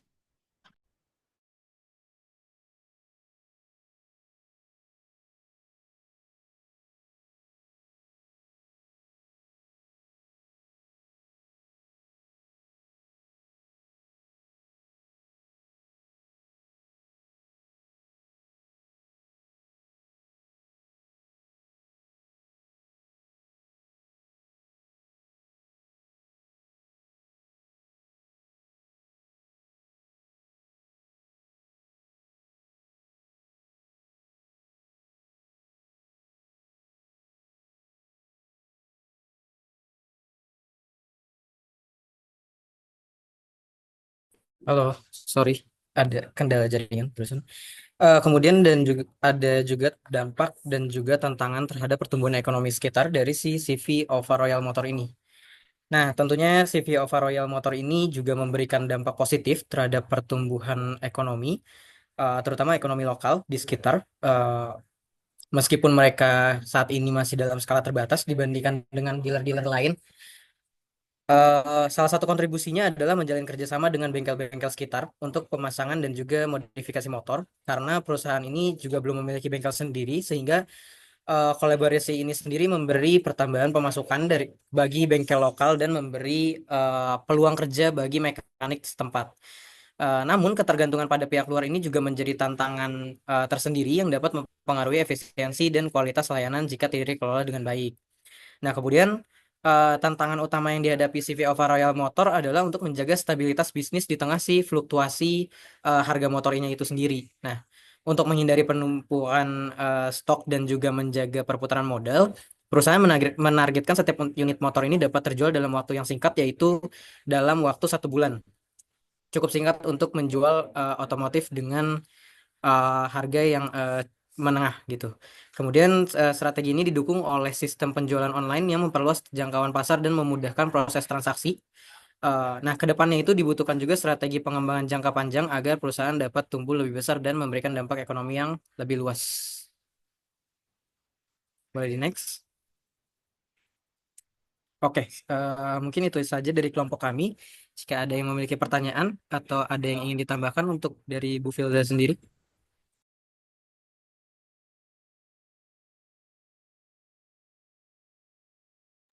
Oke, baik, dari Arum, silakan. Ya, terima kasih atas kesempatannya. Saya mau nanya, kalau apa tadi CV OVA ini usahanya pernah ada konflik sama warga nggak? Biasanya kan kalau apalagi ini kayak nyediain modif-modif motor gitu ya. Kan biasanya modif-modif motor tuh suka ada yang berisik gitu. Nah, itu mungkin apakah pernah ada konflik sama warga sekitar, terus gimana biasanya nanganinnya? Mungkin itu aja pertanyaannya. Oke, baik, sebentar. Kita diskusi dulu ya. Lanjut, mungkin Dea. Oke, terima kasih atas kesempatannya izin bertanya.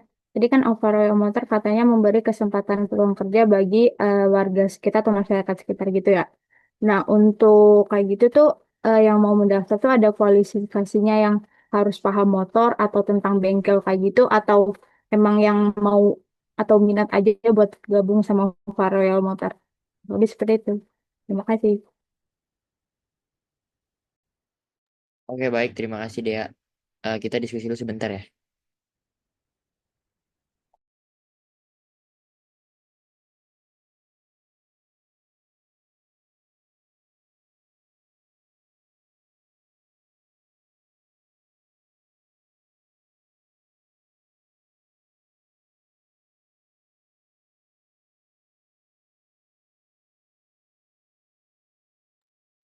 Silakan Fatir mau nanya.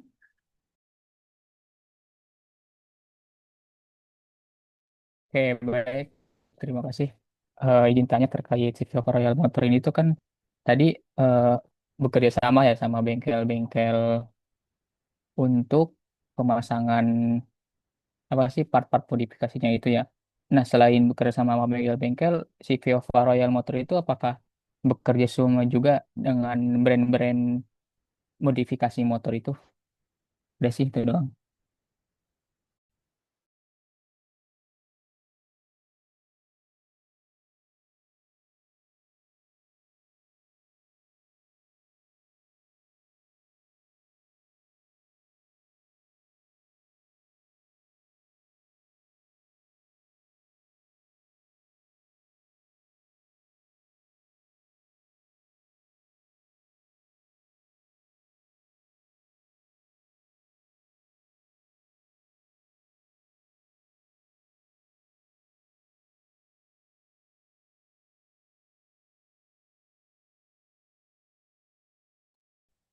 Oke, mungkin saya izin jawab dulu pertanyaannya Dea. Yang intinya itu tadi apakah ada kualifikasi ya buat teman-teman masyarakat yang emang jadi nantinya akan bekerja sama sama si CV of Royal Motor ini. Nah, kalau dari pihak mereka itu kan yang ngurus, maksudnya yang masih si ownernya itu masih ngurus segala macam kayak administrasi, terus juga pokoknya semuanya tuh mesti diurus sama ownernya kan. Nah, kalau untuk kayak pekerja-pekerja tambahan itu mereka lebih ke apa namanya ke lapangannya gitu loh. Jadi kalau misalkan emang ada COD atau misalkan ada orang-orang yang mau ngelihat motor dan segala macem itu baru tuh apa namanya staff-staff yang eh, istilahnya yang eh, di bawahnya gitu kan. Nah, makanya kenapa jadi si Royal Motor ini nggak apa ya nggak ada dari mereka tuh nggak ada kualifikasi khusus gitu loh kayak harus ngerti motor atau misalkan harus ngerti apa namanya cara eh apa sih namanya cara bongkar pasang dan segala macam cuman eh yang mereka minta itu hanya yang pertama itu fokusnya ke medsos karena kan untuk apa namanya untuk ngebantu memasarin kan karena juga yang paling apa namanya eh, cara pemasaran mereka juga kan lewat medsos itu yang pertama terus juga paling cara mereka komunikasi itu sih yang paling penting dari CV overall motor jadi kalau buat ngerti motor dan ngerti apa namanya penggantian spare part dan segala macam itu kayak lebih apa namanya tambahan aja gitu loh karena dari mereka yang ada apa ya ada eh orang khususnya juga gitu buat modif-modifnya itu yang mana dipantau langsung sama si ownernya gitu. Oke, terima kasih Fitri dan kelompok. Dea, mungkin mau izin nambahin sedikit. Boleh Jihan. Nah, tadi kan disebutin kalau misalkan dan kualifikasi dan semacamnya ya. Nah, mereka itu kan udah ada tim-timnya yang kemarin mungkin minggu sebelum itu udah dijelasin ada tim administrasi sama tim operasional. Kalau tim administrasi itu dia ke tim pemasaran. Jadi mungkin sebelumnya disebutkan sama Fitri, kualifikasinya itu dia mungkin lebih ke misalkan dia itu ngerti nggak sih mungkin cara buat konten, terus misalkan cara untuk nge-upload konten yang bagus ke sosmed tuh kayak gimana. Nah, itu bisa tim administrasi pemasarannya. Kalau untuk tim operasionalnya, mungkin dia kan untuk kualifikasi juga bukan yang spesifik banget, tapi dia tuh lebih ke yang ngurus COD-COD gitu. Jadi ibaratnya yang bisa pergi kemana aja lah gitu. Nah, terus mau tambahan dikit, mereka juga ada tim admin. Tim adminnya ini yang tersebar di kota-kota besar gitu. Jadi misalkan gini, ada pembeli dari Jakarta yang mesen motor ke si Via Royal Motor nih. Jadi si Alfa Royal Motor ini tinggal ngirim ke admin yang ada di Jakarta. Nah, jadi si admin yang ada di Jakarta ini dia itu tugasnya untuk jadi sebagai channel penjualan sama penghubung saat COD motor gitu. Jadi dia yang menghubungkan saat ada pembeli yang dari Jakarta gitu. Terus adminnya juga bukan dari Jakarta aja sih sebenarnya dari kota-kota besar lain kayak gitu. Terima kasih Jihan atas tambahannya. Sudah menjawab.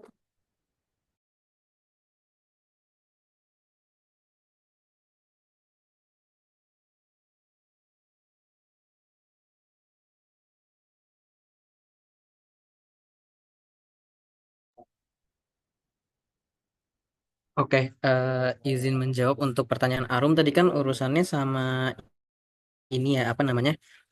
Gimana kalau misalkan motor custom ini knalpotnya berisik atau mengganggu warga, apakah pernah ribut sama warga? Nah, tentunya karena si Viova Royal Motor ini juga menjual motor custom yang legal, tentunya mereka mengikuti peraturan sesuai dengan peraturan daerah tentang otomotif gitu. Jadi mereka pasti udah punya apa namanya? Punya batasan untuk suatu motor itu tingkat kebisingannya seperti apa gitu. Untuk urusan knalpot dan mesinnya seperti apa, bodinya juga seperti apa sesuai dengan peraturan yang berlaku gitu. Nah, kalau misalkan sama masyarakat sekitar, sepertinya selama ini juga masih aman nih, belum ada yang kita wawancarakan belum ada permasalahan yang sangat signifikan ke masyarakat juga. Karena masyarakat juga tahu itu udah balik lagi ke tanggung jawab penggunanya yang udah bukan tanggung jawab dari si brandnya itu sendiri seperti itu. Apakah ada pertanyaan lagi dari Arum atau kurang menjawab? Maaf, maksudnya pas di bengkelnya itu, apakah pernah ada konflik apa gimana gitu? Mungkin nggak ada ya, belum ada tadi kalau dari wawancaranya. Di maksudnya untuk inside bengkelnya atau sama masyarakat sekitarnya? Em, Bengkel ke masyarakat sekitar kan mungkin karena bengkel tuh biasanya berisik Hmm. ya. Jadi mungkin ada komplain-komplain atau gimana. Oh, berarti eh, saat proses untuk custom motornya itu apa pernah ribut sama masyarakat atau enggak gitu ya? Betul. Oh, kalau itu sebenarnya kita belum tanyain juga ya, tapi sepertinya sih selama ini belum ada seperti itu ya. Cuman nanti mungkin bisa kita eh, kasih lagi pertanyaannya ke, maksudnya kita wawancara ulang lagi nanti minggu depan kita jawab. Oke, terima kasih. Oke, thank you Arum.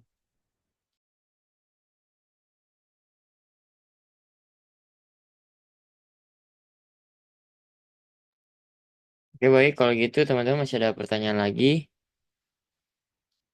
Mungkin dari saya, Ferry. Oke, baik, Bu. Ini kan CV OVA Royal Motor ya, di mana perusahaan atau bisnis itu di bidang otomotif. Nah, kira-kira CV OVA Royal Motor ini berkontribusi terhadap pendapatan daerah nggak? Mereka sudah membayar pajak belum?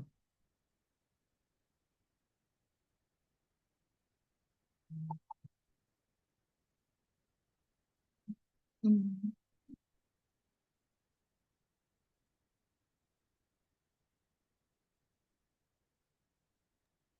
Sebentar, Bu. Maaf.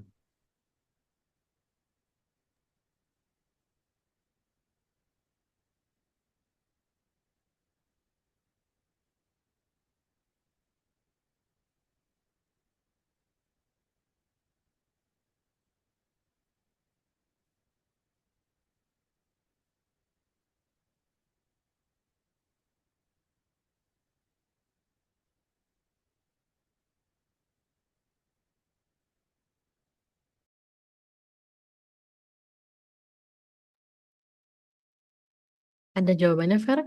Kalau memang belum ditanyain, nggak apa-apa. Nanti jadi bahan diskusinya teman-teman dengan CV OVA Royal Motor gitu. Kira-kira mereka nih sudah membayarkan pajak belum? Karena kan ini otomotif itu kan pasti pajaknya cukup lumayan gitu ya, meskipun mereka ini hanya sistemnya hanya sebagai bengkel gitu kan, tetapi mereka ada kewajiban untuk membayarkan pajak seperti itu. Nanti teman-teman kelompok 8 silahkan tanyakan kembali ke UMKM-nya seperti itu ya. Atau mungkin Bu, ada yang maaf, izin jawab. Kalau untuk sebenarnya setelah kita ini lagi, kita lihat notulen-notulen itu sebenarnya untuk mereka pajak usaha udah apa namanya, udah pasti, udah melakukan pajak juga. Cuman mungkin kalau untuk kontribusinya ke sosial ekonomi itu kan karena dia lebih ke jual kayak barang-barang spare part atau jual motor-motor bekas itu tuh menjual barang yang cuman kayak hobi gitu kan. Jadi kayak mungkin agak kurang sih kalau misalnya untuk kontribusi di sosial ekonominya. Cuman kan karena ini lebih ke tergantung pembelinya tuh mau dipakai buat apa gitu. Oke, terima kasih Jihan ya. Teman-teman yang lain dari kelompok 8 ada yang lagi mau menambahkan? Sudah cukup? Bu, maaf, Bu. Kayak tadi masih ada pertanyaan dari Fatir belum kita jawab, Bu. Oh, oke, silakan.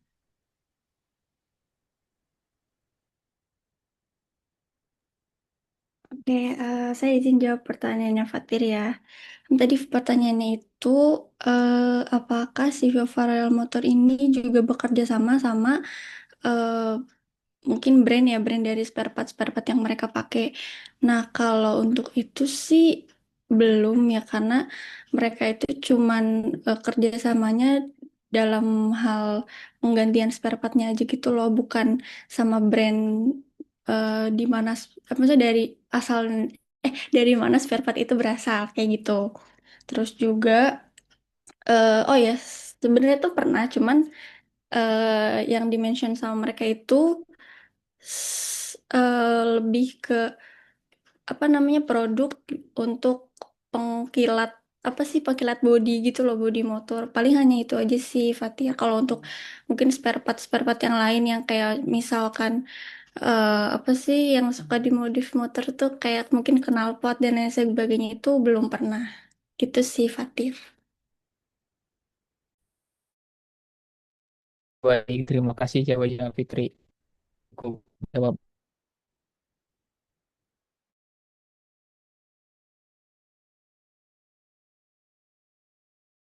Oke, baik. Kalau gitu, saya kembalikan lagi ke Bu Filza. Gimana tadi, Bu? Oke, sudah semua dari pertanyaan dari teman-teman? Atau ada lagi yang mau ditambahkan? Kelompok 8 sudah cukup? Oke, terima kasih teman-teman kelompok 8 atas pemaparannya. Sudah semua berarti ya teman-teman presentasi memaparkan hasil dari aspek sosial dan ekonomi. Dan untuk minggu depan berarti pertemuan terakhir ya teman-teman semua memaparkan terkait hasil aspek lingkungan seperti itu. Nah, tadi juga saya sudah ada sempat cek hadiran juga. Mungkin di sini yang belum itu Kaila hadir nggak ya?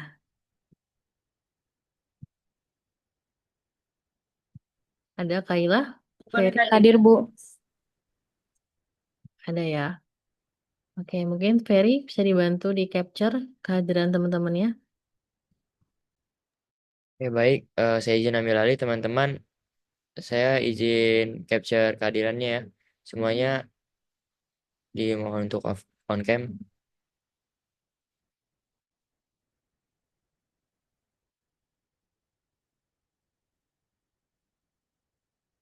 Oke, baik. Untuk slide pertama, 1, 2, 3. Slide kedua, 1, 2, 3. Oke, baik. Sudah, Ibu. Saya kembalikan ke Bu Filza. Oke, terima kasih Ferry dan teman-teman. Jadi teman-teman, saya reminder kembali ya untuk tugas-tugasnya dicek kembali apakah sudah terkumpul semua dari tugas-tugas sebelumnya, presentasi, kemudian yang case study ini, UMKM, apakah sudah lengkap semua dari aspek 1 sampai hingga aspek minggu depan ke-8. Kemudian nanti di penghujung akhir Juni, teman-teman diminta untuk mengupload link YouTube dari hasil observasi UMKM-nya. Jadi saya harap nanti di tanggal 1 Juli 2025 tidak ada yang telat gitu mengumpulkannya ya karena di tanggal 30 Juni itu sudah dimulai pengolahan nilai dan submit nilai ke si akad. Seperti itu. Mungkin teman-teman ada yang mau ditanyakan? Sudah cukup? Oke, terima kasih teman-teman semua sudah bersedia hadir di pertemuan ke berapa ya ini? Ke-14 ya. Ya, ke-14 yang seharusnya di hari Rabu, tapi saya minta di hari Jumat ini. Oke, sampai ketemu minggu depan di hari Rabu, teman-teman. Sampai jumpa, sehat selalu. Terima kasih semuanya. Wassalamualaikum warahmatullahi wabarakatuh. Terima kasih. Waalaikumsalam. Terima kasih. Waalaikumsalam Waalaikumsalam warahmatullahi warahmatullahi wabarakatuh. Terima kasih, Bu.